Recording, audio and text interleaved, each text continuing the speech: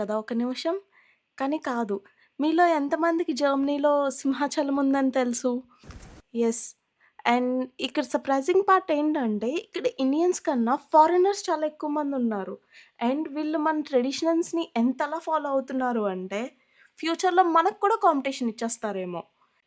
And ఇక్కడ Russian లేడీస్‌ని చూస్తే, మనం కూడా అప్పుడప్పుడు ఆలోచిస్తామేమో ఫారెన్‌లో శారీ కట్టుకొని బయటికి వెళ్ళాలి అంటే. అండ్ దాని తర్వాత వీళ్ళు గ్రీన్ హౌసెస్ మెయింటైన్ చేస్తున్నారు.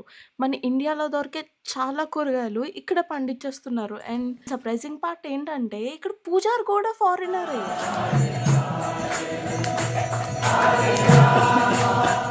Плохо сражающийся, некрасиво сражающийся. Или супка.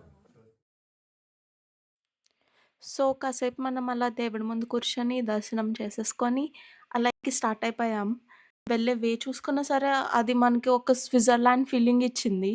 సో, ఎవరైనా చుట్టుపక్కలుంటే please do visit this place. And that's it for today guys. Please like, share and subscribe. By.